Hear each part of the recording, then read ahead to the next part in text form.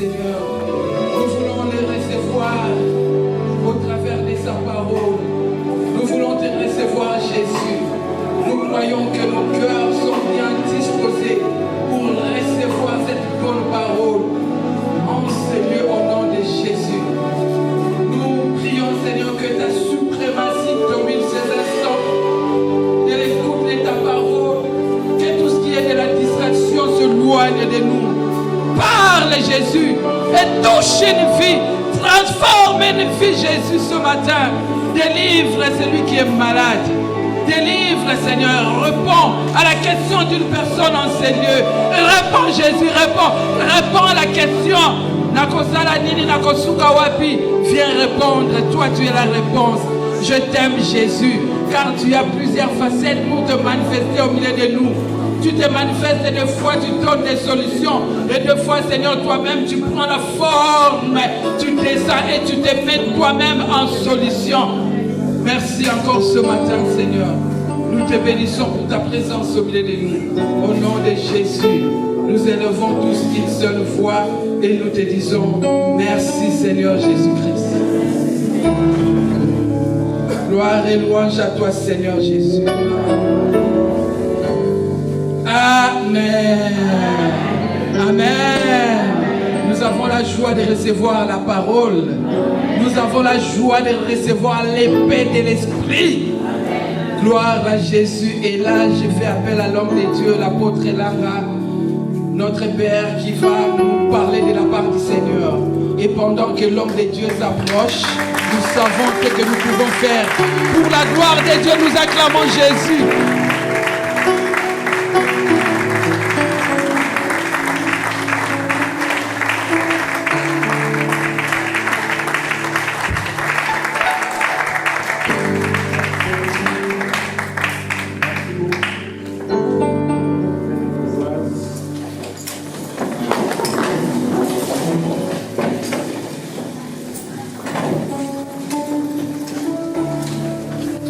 Je vous salue tous au nom de Jésus.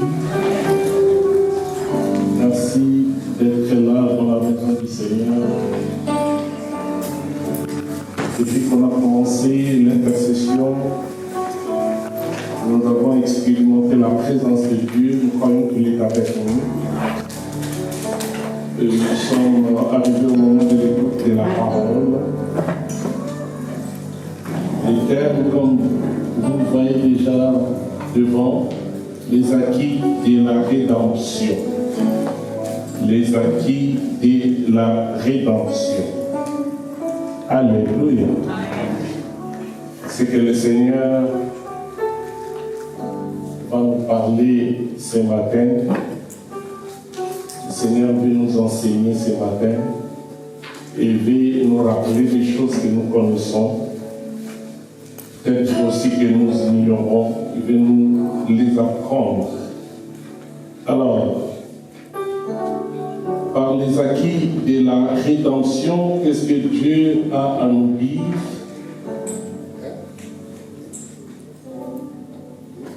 Je voulais d'emblée commencer à vous parler d'un homme.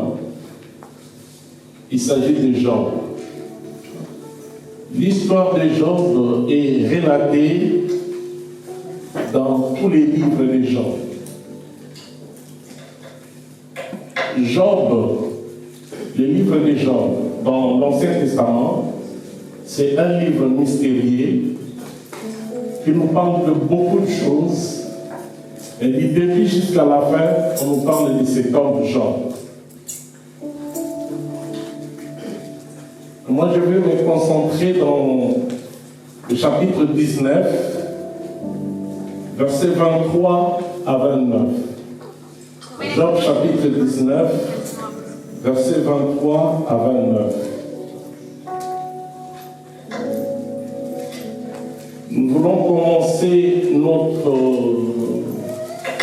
prédication par là, puis nous allons lire la parole de Dieu. Job chapitre 19, versets 23 à 29. Oh, je voulais que mes paroles fussent écrites, qu'elle puisse écrire dans un livre. Je voudrais qu'avec un birin de fer et avec des plombs, elle puisse pour toujours graver dans les rocs. Verset 25. Mais je sais que mon Rédempteur est vivant et qu'il se lèvera les derniers sur la terre. Quand ma peau sera détruite, il se lèvera.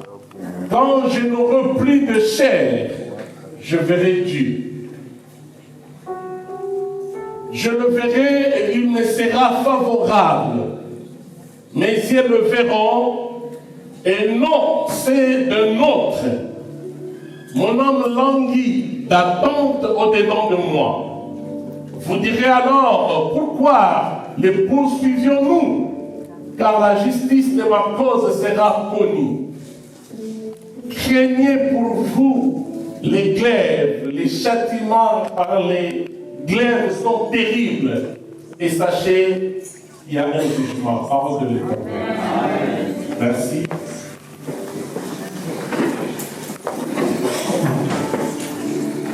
Les acquis de la rédemption. Par les acquis de la rédemption, nous voulons parler des choses que nous recevons par la rédemption. Les choses que Dieu nous donne par la rédemption. Et il nous sera important de comprendre aussi c'est quoi la rédemption. Mais je commence par Job. La Bible, parlant de Job, nous montre que Job était un homme qui craignait l'Éternel. Il marchait avec Dieu. À cause de son intimité avec Dieu, à cause de sa crainte envers Dieu, Dieu avait puissamment béni cet homme.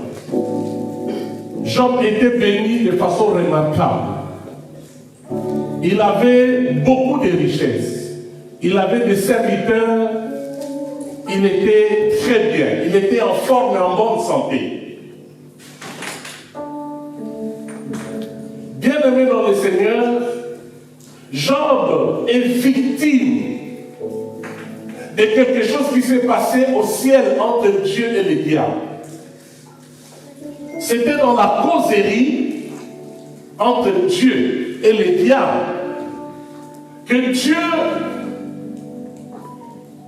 a vanté son serviteur Job auprès du diable en disant: as-tu vu mon serviteur Job? Il est intègre dans toute ma maison. S'il y a des gens qui me craignent, s'il y a des gens qui me servent, s'il y a des gens qui me respectent, mais je vous dis que Job est différent. Il est intègre dans toute ma maison. Mais Satan n'était pas d'accord. Satan ne voulait pas que Dieu puisse élever Job. Il dit à Dieu: il te craint, il est intègre parce que tu l'as béni. Si tu enlèves ta main sur lui, il va te régner en face.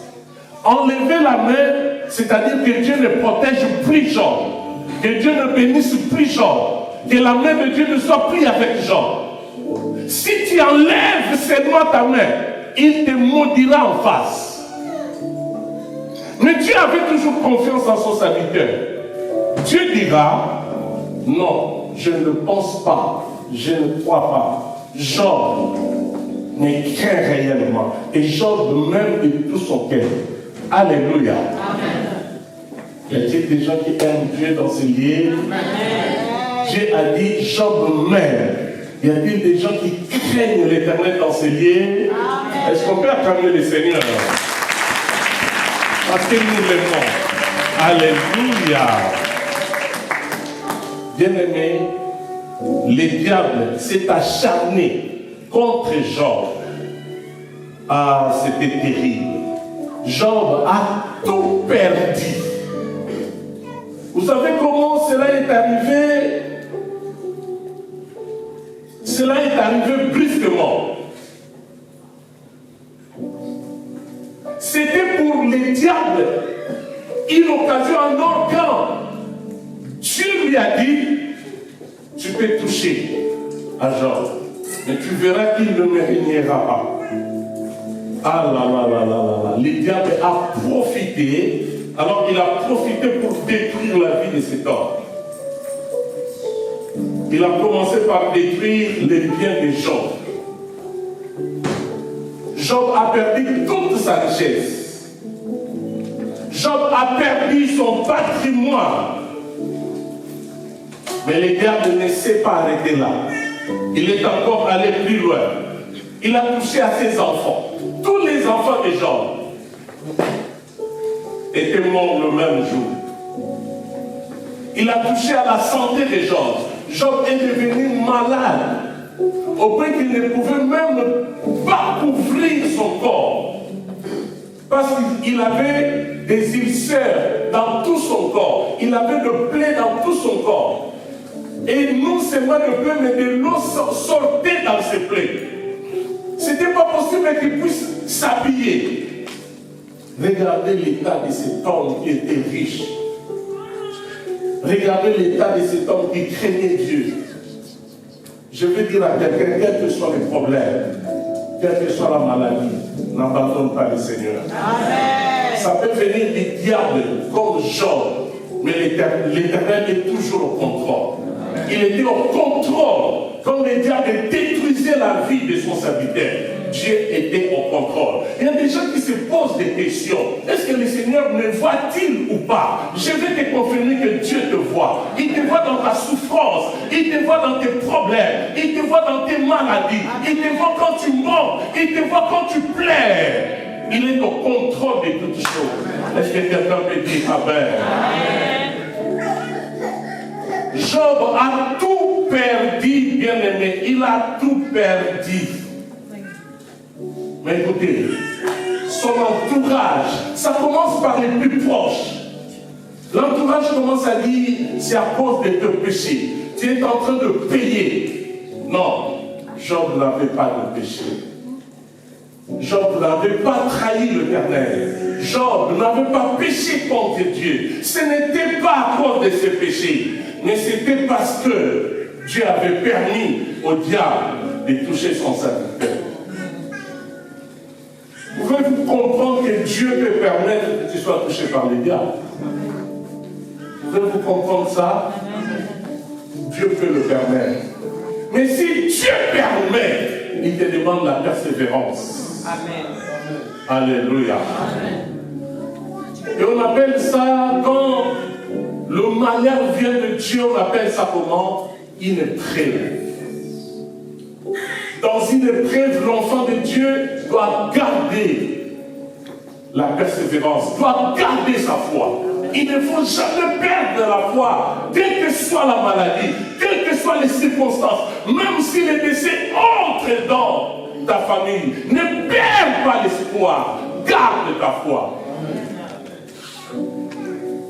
Que ce soit dans la santé, que ce soit dans tes finances, que ce soit dans ton mariage, garde la foi.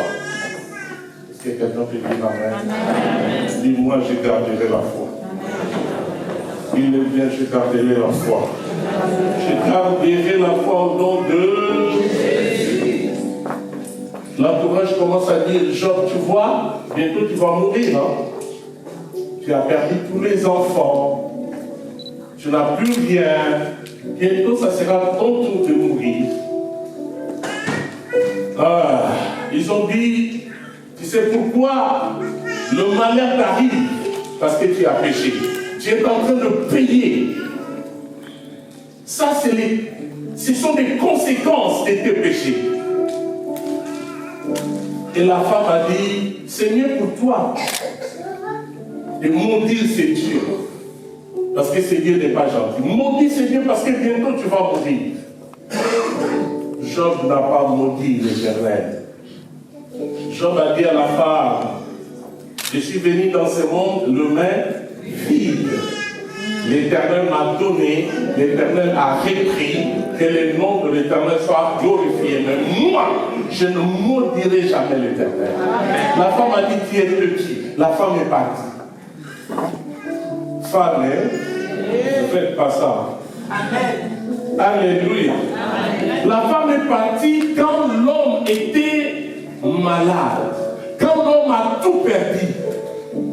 Vous savez, la femme s'est dit, même la richesse est partie, le patrimoine est parti, on n'a plus rien, mais qu'est-ce que je vais faire? Je vais encore faire avec cet homme. En Christ, il n'est plus en bonne santé.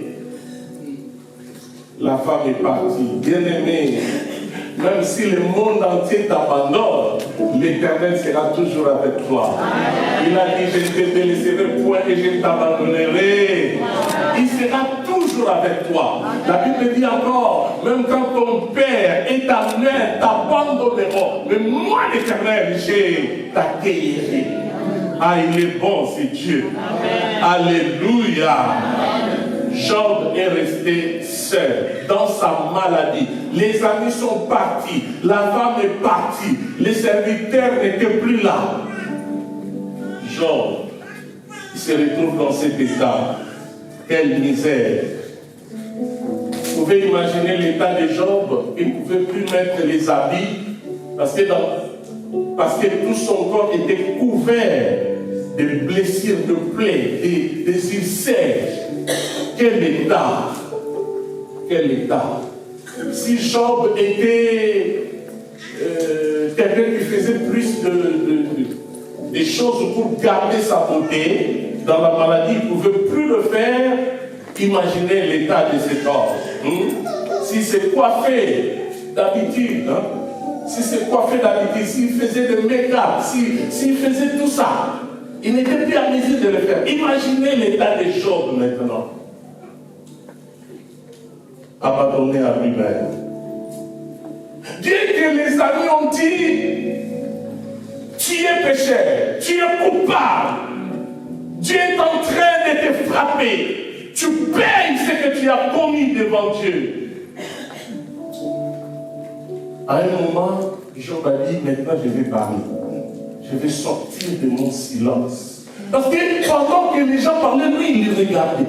Pendant que les gens parlaient, lui, il ne disait rien. Mais à un moment, dans notre passage, nous voyons, Job dit, maintenant je vais parler. Dans Job chapitre 19, à partir du verset 23, il dit, maintenant je vais parler. Je voudrais que mes paroles fussent écrites. Je vais parler, mais chercher des choses pour écrire mes paroles. Je ne vais pas dire n'importe quoi. Je vais vraiment parler, mais que mes paroles restent. Qu'on puisse écrire mes paroles. Non seulement écrire. Il faut que mes paroles soient écrites dans un livre, gardées quelque part. Non, il voit que le livre est insuffisant. Je voudrais qu'avec un birin de fer et avec des plombs, elle puisse pour toujours graver dans les rocs. Job a dit, ce que je vais dire, c'est tellement important que je veux que ça soit gravé. Vous connaissez birin? Vous connaissez, hein? C'est un fer qu'on utilise pour soit tailler, casser. Job a dit, il faut utiliser le birin pour écrire, graver les paroles que je vais prononcer. Ah, quelle parole Job allait-il prononcer? Parce qu'il a invité même les gens qui l'ont fait, venez, car j'ai des choses à dire. Écoutez ce qu'il dit. Je sais que mon Rédempteur est. Et il se lèvera où? Sur la terre.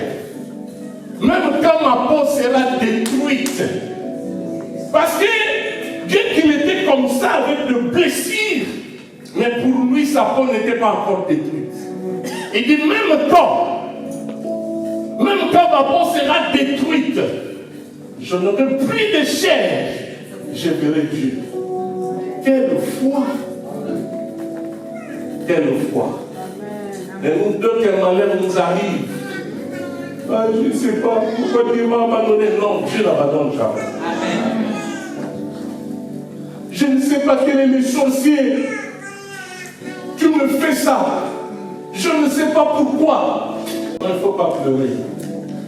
Il faut s'approcher. Il faut garder la foi. Est-ce que quelqu'un peut dire un bon amen? Amen. assurément on avait écrit dans un livre, c'est le livre de Job que nous lisons. Assurément on avait gravé pour que des générations après Job puissent lire ce que Job avait dit.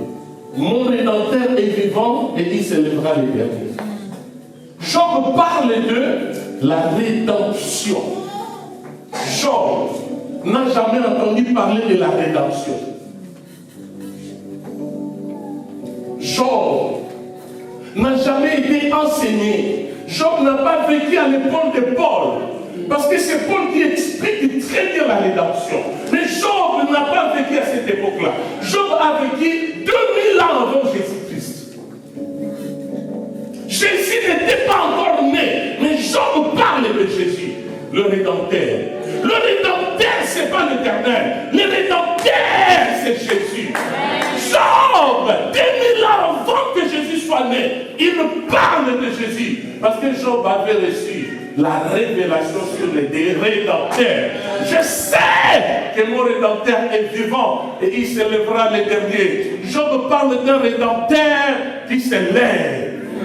Il parle d'un Rédempteur qui ne s'élève pas le premier mais qui s'élève les derniers. Je sais que mon Rédempteur est vivant, il s'élèvera les derniers, mais il s'élèvera. Job dit que mon Rédempteur s'élève, mais il ne s'élève pas au ciel. Mon Rédempteur s'élève ici. Il ne s'élève pas le premier, mais il s'élève les. Un Rédempteur qui devait s'élever sur la terre, c'est Jésus.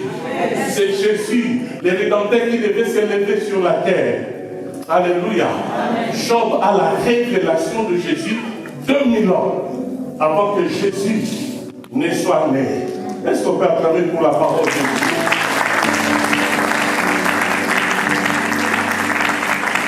Je répète que non seulement que Job a un Rédempteur, mais il a un Rédempteur vivant.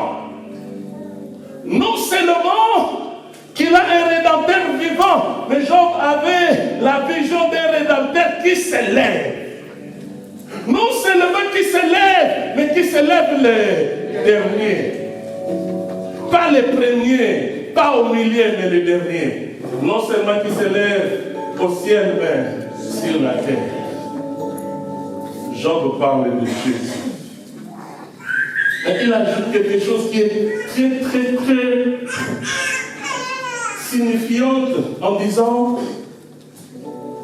même si ma peau pouvait pourrir, mais je contemplerai le Rédempteur. C'est-à-dire, même si on m'enterre, les Rédempteurs me suivra même dans le séjour des morts. Les Rédempteurs qui suivent les gens dans le séjour des morts, c'est Jésus. Oh, il est merveilleux, Jésus. Alléluia.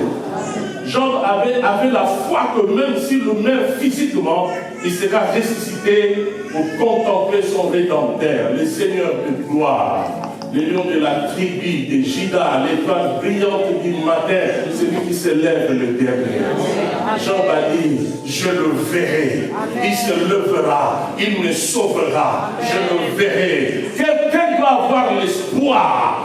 Même quand les choses ne marchent pas, mon Rédempteur est vivant. Même si je meurs aujourd'hui, je le verrai. Car il apparaîtra et il va me ressusciter. Mon Rédempteur, il est vivant. Amen. Amen. Mon introduction me pousse à entrer dans un point que je vais développer, que j'appelle la doctrine de la rédemption. La doctrine de la rédemption. C'est quoi en fait la doctrine de la rédemption? Bien-aimés, alléluia. Amen. Est-ce que ça va? Amen. Nous ne pouvons pas bien comprendre la révélation de Job sans parler de la doctrine de la rédemption.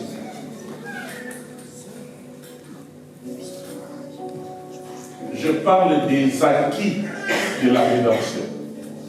Je profite de parler un peu de la doctrine de la rédemption. La rédemption du grec, apolytrosis,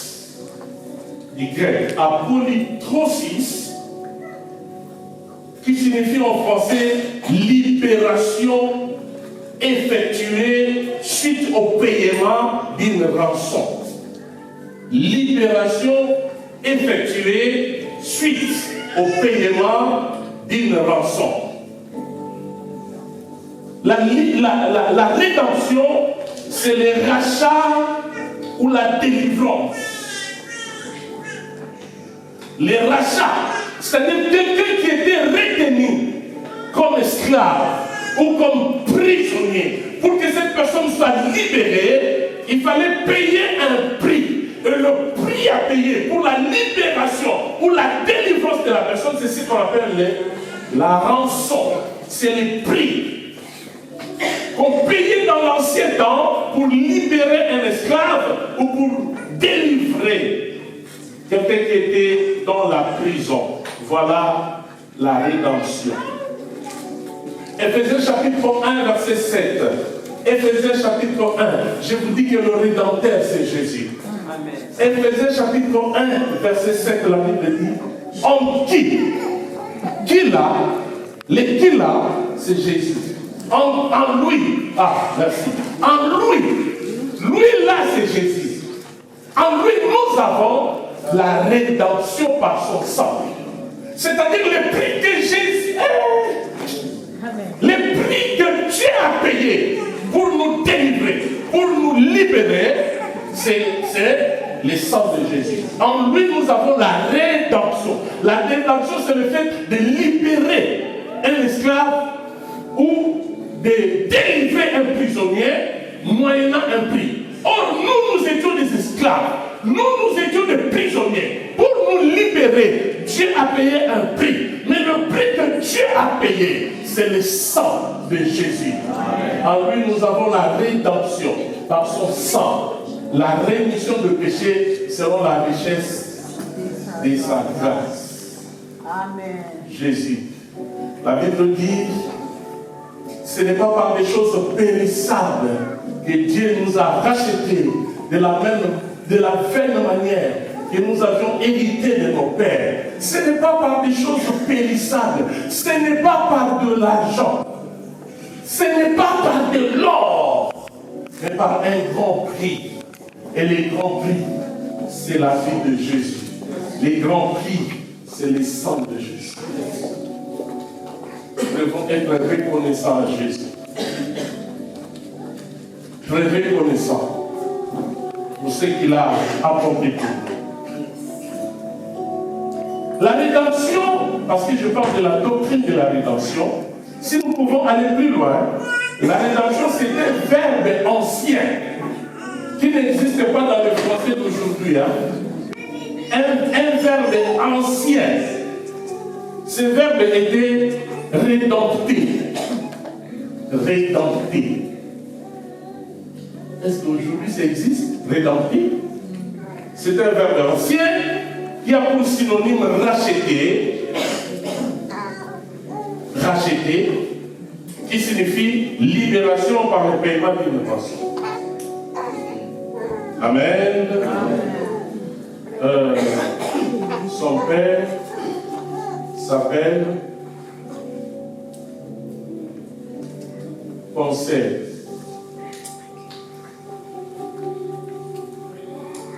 Mais sa maman,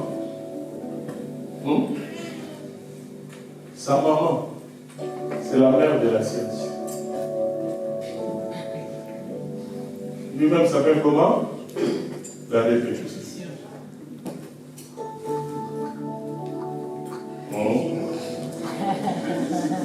La répétition est son père, c'est le conseil.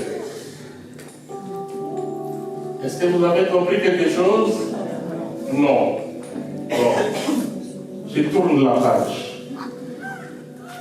Je disais que je répète la définition de la rédemption pour la meilleure compréhension. Ça va?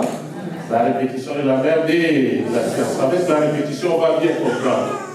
Ça va? Amen. Voilà ce que je voulais dire. Alors, dans l'ancien temps, c'est l'opération qui se faisait pour libérer un esclave ou prisonnier en payant un prix. qu'on appelait la rançon.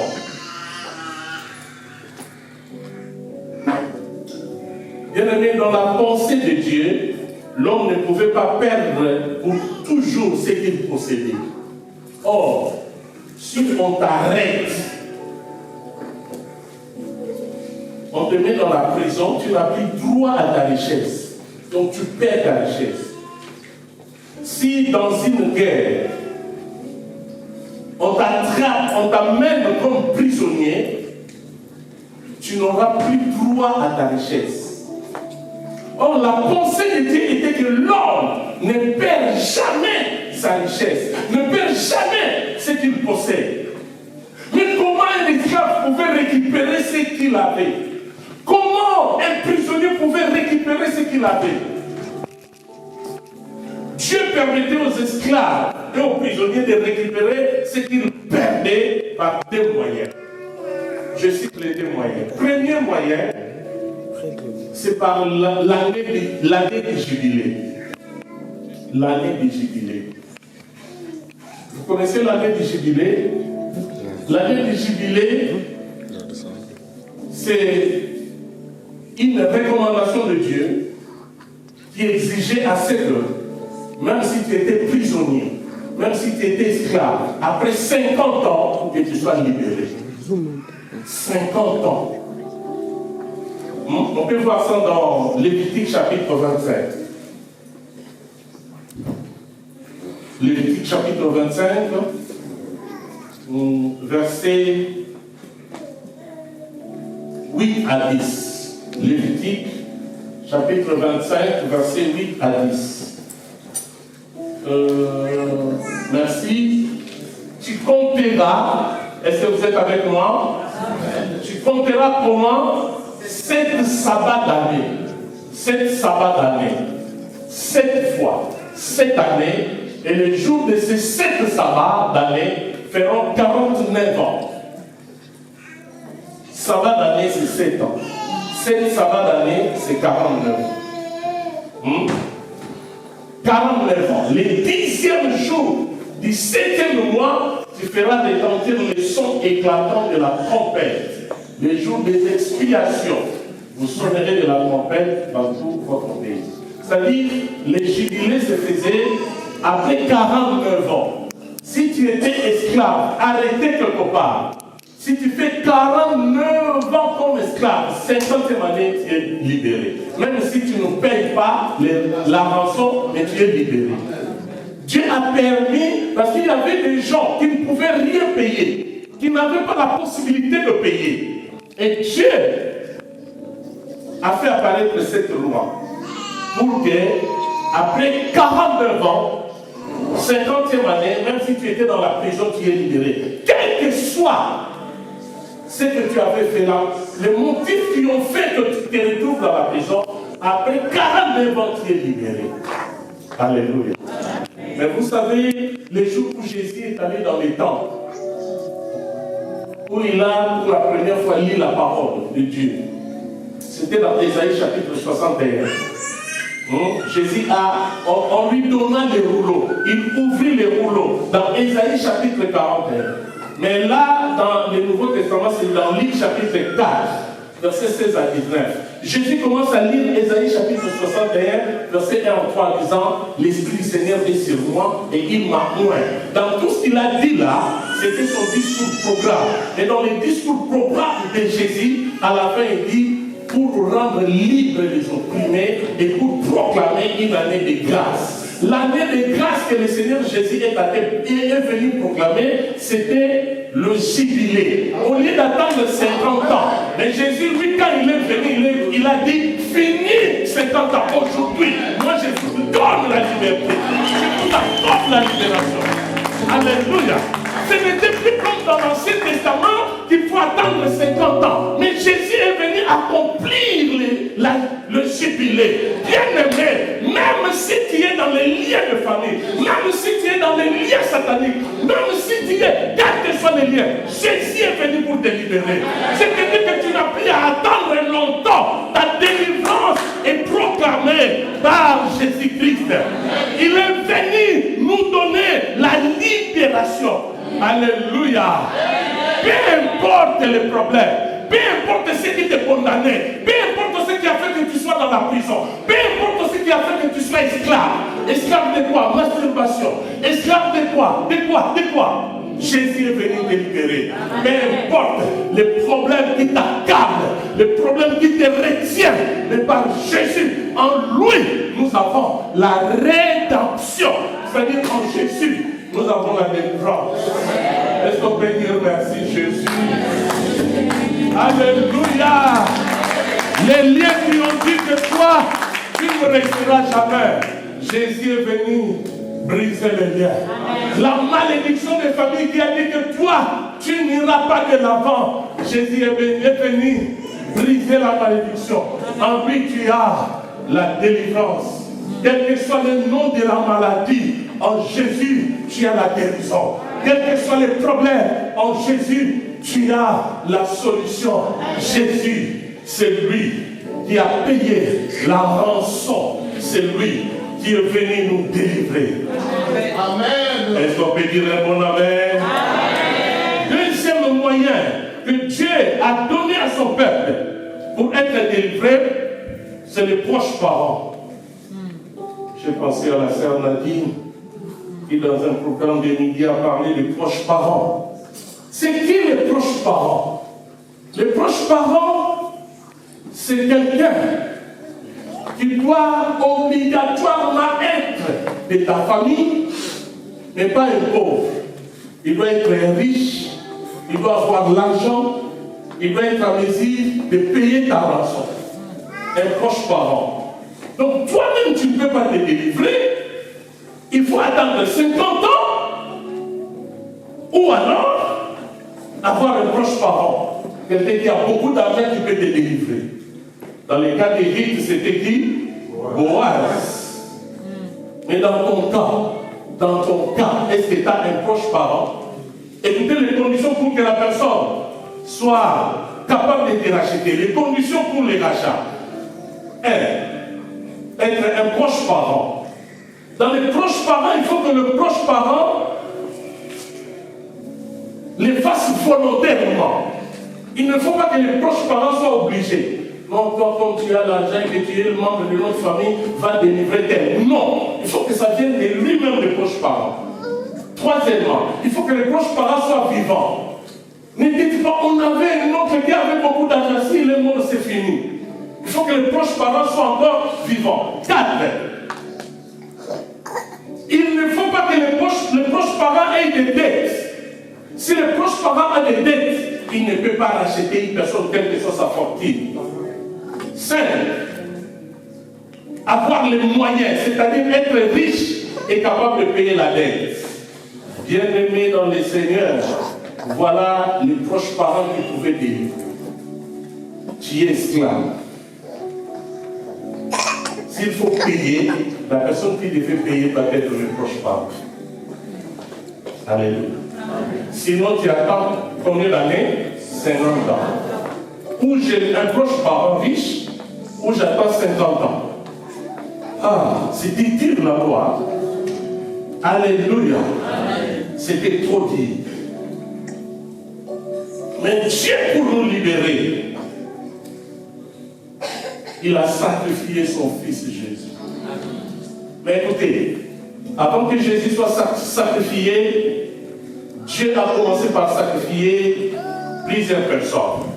Ésaïe chapitre 43, verset 1 à 4, Dieu a dit, demande-moi ce que tu veux, je te donnerai des nations. Il est capable de sacrifier des nations. Je te donnerai l'Égypte comme rançon. Il est capable de te donner plutôt des nations. Parce que toi, tu as de la valeur à saisir. Mais sauf que toi-même, tu ne comprends pas que tu as du prix aux yeux de l'Éternel. Or, pour toi seul, tu es capable de sacrifier des nations. En Égypte, il a sacrifié tous les premiers-nés pour libérer son peuple. Et dans Ésaïe 43, la Bible dit, je donne les nations pour toi. Dieu est capable de donner les nations pour ta délivrance. Alléluia. Amen. Alléluia. Amen. À part ça, qu'est-ce que Dieu a fait encore? À part donner les nations, Dieu, il est merveilleux. S'il est capable de donner les nations, je vais dire à quelqu'un, il est capable de changer l'adresse de terre. Si tu as été destiné à mourir cette année, tu es capable de changer la date de ton décès à une date ultérieure, dans une année plus tard, parce que tu as de la valeur à ses yeux. Dieu est capable de tout changer dans ta vie. S'il est capable de donner des nations pour ta délivrance, il est capable de te garder longtemps, changer ta situation administrative, il peut le faire. Changer ton célibat en mariage, il peut le faire. Changer ton mariage, il a toujours des problèmes à un mariage aidé, il peut le faire. Alléluia. Il peut changer la stérilité en fécondité. Il peut le faire. Changer ta malédiction en bénédiction. Il change ta pauvreté en richesse. Il change tes pleurs en cris de joie. Il change tes blocages en opportunités. C'est Dieu. Alléluia. Pour nous libérer, Dieu a commencé par les animaux. Il faut tuer les animaux, les taureaux, des boucs. Mais il y avait toujours des failles dans cette façon de libérer. Cette façon de nous libérer n'était pas si puissante pour ôter la puissance du péché. Dieu a cherché encore une autre solution. Il a donné l'Égypte et d'autres nations. Ça n'a pas marché. Car parmi les gens que Dieu donnait, parmi les gens que Dieu sacrifiait, il y avait ceux qui avaient le péché. Or, il faut que l'agneau qui libère soit sans tâche. Alléluia. C'est pourquoi, bien-aimé dans le Seigneur, Jésus est venu, le véritable proche parent. Jésus. Hébreux chapitre 5, versets 5 à 10, Jésus a dit: mais voici, je suis venu pour faire ta volonté, car dans les rouleaux, il est question de moi. Il est question de Jésus. Alléluia. Amen. Jésus, le Fils, est venu volontairement parmi les conditions pour être un proche parent. Hein? Nous voyons ces conditions dans la vie de Jésus. Le Fils est venu volontairement. Alléluia. Deuxièmement, un proche parent. Être proche parent, Jésus était Dieu. Il n'était pas notre proche parent, car on n'avait rien de semblable avec lui. Mais Dieu a fait des calculs. Il a dit, mais il faut que Jésus meure. Mais pour les délivrer, il faut qu'il devienne leur proche parent. Et Dieu a pris quelque chose. Il a pris, il s'est pris, il a pris son fils. Il a glissé son fils dans le ventre de Marie. Et Jésus est devenu homme. Parce que Jésus n'était que Dieu. Et dans Dieu, il n'y avait rien à voir avec nous. Il ne pouvait pas être notre proche parent. Il fallait que Jésus devienne homme. Pour qu'il devienne comme nous et devienne notre proche parent et prêt à nous sauver. C'est pourquoi Dieu l'a pris, il l'a placé dans le ventre d'une vierge. On appelle Jésus comment? La postérité de la femme. Parce que dans Jésus, il n'y a pas la sémence d'un homme. Il est devenu notre proche parent. Et en Jésus, étant notre proche parent, il peut nous délivrer. Nous avons un proche parent. Il s'appelle Jésus. Amen. Alléluia. Amen. Alléluia. Amen. Proche parent. Troisième condition.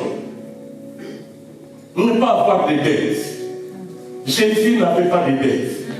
Quand il est venu sur la terre, il prêchait la bonne nouvelle. Il parcourait le ville et le village pour faire du bien partout où il passait. On dit, Actes chapitre 10, verset 38.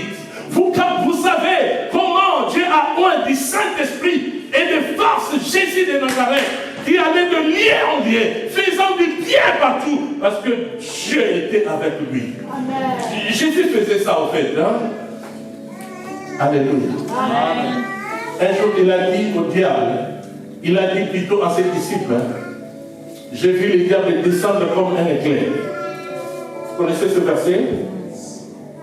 Il a dit, j'ai vu le diable descendre comme un éclair. mais il n'a rien à voir avec moi. Jésus n'a pas de dette. Donc, un proche parent qui peut nous délivrer, il faut que le proche parent n'ait pas de dette. Et Jésus n'avait pas de dette. Quatrième raison, il devait avoir la capacité de payer la dette. Jésus n'avait pas un sang humain. Il n'avait pas les sangs humains. Il n'avait pas de péché. Tous les hommes avant Jésus étaient de la postérité d'Adam. Ils avaient les sangs infectés, souillés. Et pour briser cette chaîne, Jésus est venu avec les sangs purs.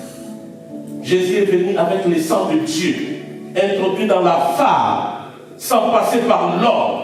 C'est pourquoi il est appelé la postérité de la femme. Un terme nous dit que c'est lui qui l'a payé. Ce n'est pas par des choses périssables, mais par les sangs d'un agneau pur, sans tache. 1 Pierre chapitre 1, 18 à 20. Cinquième condition, Jésus a rempli toutes les conditions pour être notre proche parent. Il devait être vivant. Alléluia. Amen. Mais Jésus était mort. On peut dire, mais ça ne va pas marcher parce que Jésus était mort. Oui, il était mort. Or, il était seulement question du temps pour que Jésus reste vivant. Cela n'a duré que 3 jours. Après 3 jours, Jésus était ressuscité. Alléluia. Amen. Jésus était ressuscité. Ah, le pasteur Emmanuel l'avait bien dit le dimanche. Pasteur Emmanuel a dit, Jésus était ressuscité. Alléluia. Amen. Le diable se réjouissait. Ah, il est mort. Dans le camp de l'ennemi, il y avait de la joie, la fête. Il est mort. On l'a eu, on l'a pris. Il est mort. Il était seulement question du temps. Il fallait attendre le 3e jour. Je vais dire, dis aux gens qui se moquent de toi. Il est seulement question du temps. Bientôt, j'entrerai dans mon 3e jour. Quand tu entreras dans ton 3e jour, tu seras ressuscité. Tu seras ressuscité. Tu auras ta délivrance. Tu auras ta solution. Amen. Il se moque de toi. Ou peut-être que tu es déjà dans le 2e jour. Le 3e jour, c'est dans quelques heures. Tu entreras dans le 3e jour. Le 3e jour, c'est là où Jésus a crié Tétélestai. Amen.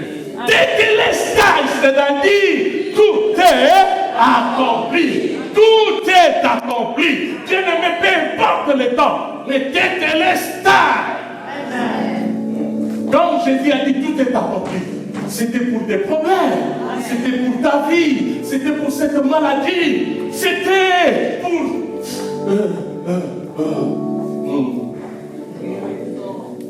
Alléluia. C'était pour ta vie, pour ta délivrance, pour ta guérison, pour ta solution. C'est vrai que tu es en train de pleurer, et pendant que tu pleures, les autres se moquent de toi. Où est ton Dieu? Il y a un verset dans la Bible qui dit, où est l'Éternel votre Dieu? Où est l'Éternel votre Dieu? Il manifeste sa puissance et que nous voyons votre joie. La Bible dit, ils seront confondus. Ah, je vais dire que tes ennemis seront confondus. Ceux qui se moquent de toi seront confondus. Car bientôt c'est le 3e jour. Et Jésus a crié, Tétélestai. Pendant que les diables se réjouissaient, les démons se réjouissaient. Non, ils ne savaient pas ce qui se préparait. Jésus devait crier, Tétélestai, c'est-à-dire tout est accompli. Il a dit tout est accompli. Après avoir dit Père, j'ai remis mon esprit entre terre. Et il a expiré. Et bien aimé, quand Jésus est parti, les choses ont changé. Oh, dans ta vie, les choses doivent changer. Parce que Jésus est vivant. Il faut que le proche parent soit vivant. Jésus est vivant. Jésus était mort et il n'est pas resté dans les tombeaux parce qu'il n'était pas possible que les tombeaux gardent Jésus. C'est pourquoi la Bible dit Dieu l'a ressuscité d'entre les morts. La mort n'a pas la force de retenir Jésus. Si la mort a retenu les autres, ce n'est pas Jésus. Jésus est puissant. Jésus est fort. Jésus est intangible. Jésus, on ne peut pas le retenir. Jésus, il est celui qui donne sa vie quand il le veut et il récupère sa vie quand il le veut. Il a récupéré sa vie parce qu'il savait qu'il devait être un proche parent. Il a récupéré sa vie parce qu'il savait qu'il avait une mission. La mission de Jésus, c'était devenir mon proche parent. La mission de Jésus, c'était pour me sauver. Voilà, il a dit, Langa, j'ai tout accompli.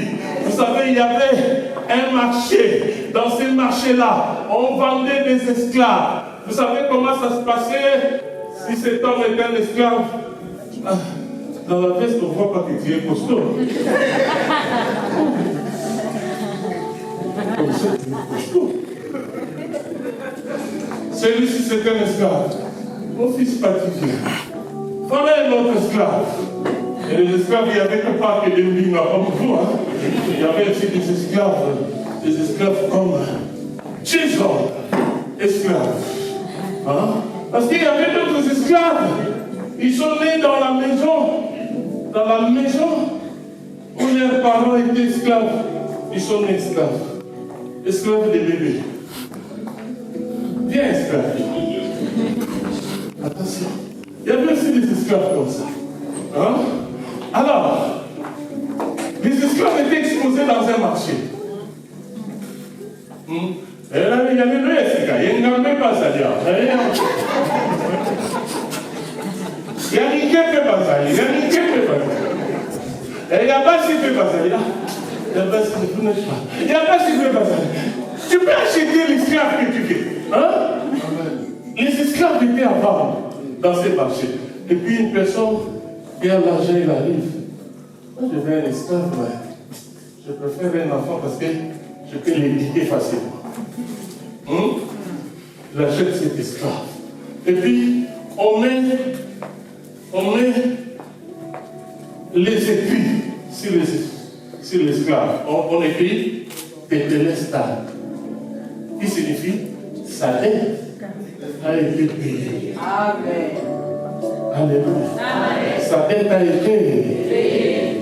Et quand on va encore acheter l'esclave parti, on écrit ici, sa dette est, je ne vais pas vous donner ça. L'esclave, toi tu écris, hein? Non, tu gardes ta page. L'esclave Blaise, l'esclave Jésus, paie son épée. Tétélestal. Dès que les gens arrivent, ils demandent Tétélestal. Tous vous êtes déjà achetés. On a payé votre dette. Et ces gens-là ne sont plus esclaves. Parce que leur dette est. Vous n'êtes pas des esclaves, hein? D'ailleurs, Jésus était venu déjà pour vous. Est-ce qu'on peut acclamer le Seigneur? Est-ce que vous comprenez ce que Jésus avait fait? Quand il a dit Tétélestal, cela veut dire que la dette a été payée. Jésus a payé ta dette. Tu n'es plus esclave du diable. Tu n'es plus esclave de la maladie. Tu n'es plus esclave des démons. Les démons n'ont plus rien à voir avec toi. Les démons ne viendront pas t'étrangler la nuit. Ils ne viendront pas pour troubler tes sommeils. Parce que Jésus a tout accompli pour toi. Est-ce qu'on peut acclamer pour le Seigneur?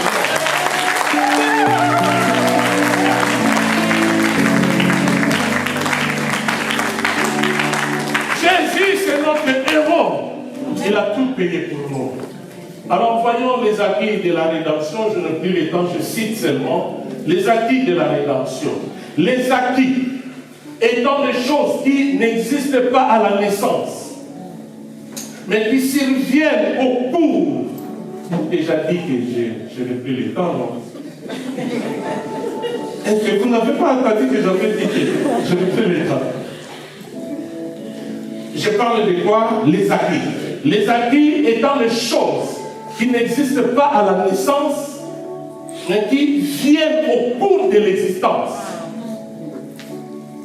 Comprenez les acquis? On ne naît pas avec les acquis. Et quand tu vis, tu peux avoir des acquis. Des acquis positifs. Diplôme, intelligence, tout ça, les acquis. Mais là, je ne veux pas parler des acquis de n'importe quoi, mais je parle des acquis de la rédemption. Les choses que nous recevons par la rédemption. Premièrement, la libération de la puissance du péché. Dans les acquis de la rédemption, nous avons la libération de la puissance du péché. C'est le premier stade pour ce qui concerne le péché. Éphésiens chapitre 1, verset 16. En lui, nous avons la rédemption et la rémission de péché. Donc, le pardon de péché. Jean chapitre 1, verset 29. L'agneau de Dieu, Jésus. Voici l'agneau de Dieu qui ôte le péché. Jésus est venu pour nous donner la victoire sur le péché. Il est l'agneau de Dieu qui ôte le péché. Deuxième acquis, la délivrance des œuvres sataniques. Colossiens chapitre 2, le verset de notre séminaire où l'évangéliste a exploité, le pasteur Emmanuel aussi, Colossiens chapitre 2, 14 à 15.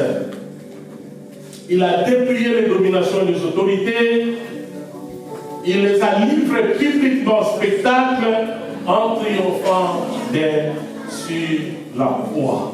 Sur la croix, Jésus a fait marcher les diables. Sur la croix, Jésus a dépouillé. C'est-à-dire la force qui faisait que les diables soient diables.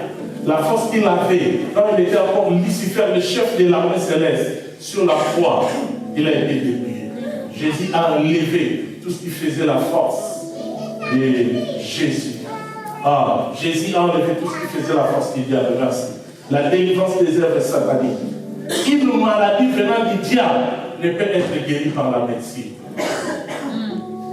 Vous pouvez être soigné et tu verras un jour le médecin te dire est-ce que tu pries? Tu peux aller parler ça avec ta famille. C'est pourquoi il arrive même à un moment où la médecine dit on te place dans la maison de quelle maison? Ils ont remarqué que la personne va mourir.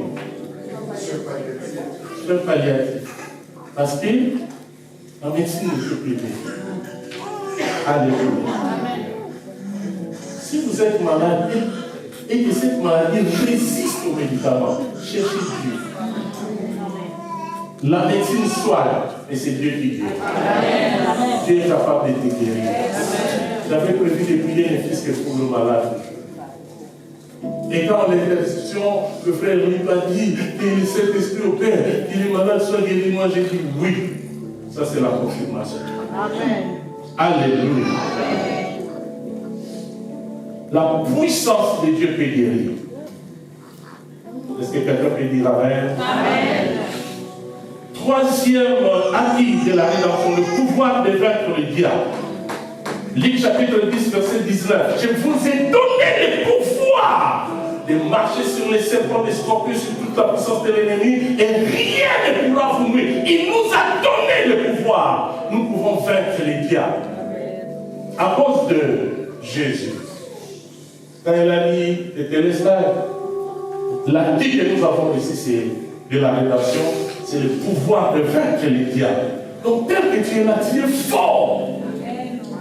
1 Jean 4, vous petits enfants, vous êtes de Dieu. Vous les avez vaincus. Parce que celui qui est en vous est celui qui règne dans ce monde. Est-ce qu'on peut acclamer pour ces Jésus? Quatrième acquis de la rédemption, l'accès dans le royaume du Fils de Dieu. À cause de la rédemption, vous pouvez entrer dans le royaume. Nous pouvons entrer dans le royaume de Dieu. L'accès dans le royaume de Dieu. Colossiens chapitre 1, verset 12 à 14 nous dit que nous étions pécheurs, nous étions vendus, nous n'avons pas de pouvoir. Mais Dieu, par son Fils, il nous a délivrés des ténèbres. Il nous a délivrés des ténèbres Il nous a transportés. Il nous a transportés où? Dans les royaumes des fils de son amour en qui nous avons la rédemption et la rémission. Les acquis, l'accès au ciel. Tu peux entrer au ciel parce que Jésus a dit dès que les stars, à cause de cela, le ciel est ouvert pour toi. À cause de cela, tu entreras au ciel. Quel que soit le manœuvre du diable, le ciel est pour toi un droit. Parce que Jésus a dit, dès que les stars, moi j'ai droit d'entrer au ciel. Je verrai Jésus. Je le verrai tel qu'il est. Je serai semblable à lui. Parce que Jésus m'a donné l'accès d'entrer au ciel. Alléluia. Ces jours-là, nous les verrons tel qu'il est et nous serons semblables à lui. Parce que Jésus nous a donné l'accès. Alléluia. Amen. Alléluia. Amen. Oh bien-aimé, vous savez la fin de l'histoire de Job. Dans Job chapitre 42, versets 10 à 16, Dieu a rétabli son serviteur. Il l'a rétabli. Il a donné à Job le double de ce qu'il avait avant. Job qui avait perdu les enfants, Dieu lui a donné 7 enfants. 3 filles. Et je vois les filles des Job ici. Il y a une fille de Job là-dedans. Écoutez le nom. Jénima, qui veut dire la lumière du jour. Une des filles des Job s'appelait Jénima, qui veut dire la lumière du jour. Une autre fille s'appelait Kétia, qui veut dire la bonne odeur. Une autre fille s'appelait Keren. J'ai dit Keren là-bas, Keren, c'est où? Ah, voilà, Keren. Keren, qui veut dire la belle couleur. Les doubles de ce qu'il avait fait. Tu auras les doubles non. À cause de la rédemption, tu auras les doubles. Qu'est-ce que tu as fait? Tu auras les doubles non de Jésus. Les doubles de tout ce que tu n'as pas encore. Les doubles de ce que tu as, les diables t'empêchent d'avoir. Les doubles de ce que les diables dévorent. Tu l'auras, tu les auras. Au nom de Dieu bénisse la parole au nom de Jésus. Dieu bénisse la parole au nom de Jésus.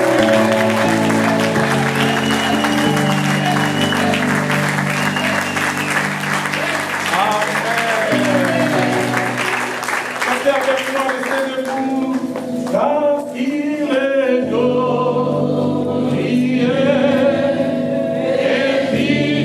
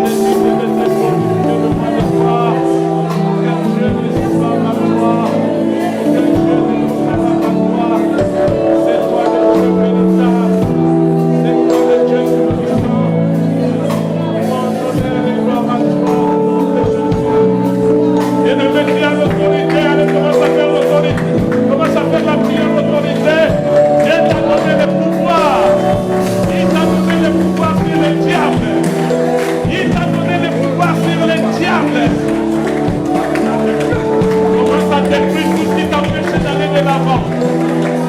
Tout ce qui t'a empêché d'entrer dans ta destinée, commence à les détruire. Ah non, non, non, non, non, non, non. Prie bien, détruis bien, détruis bien. Au nom de Jésus. Qu'est-ce qui t'empêche d'être élevé? Qu'est-ce que tu n'as pas encore reçu?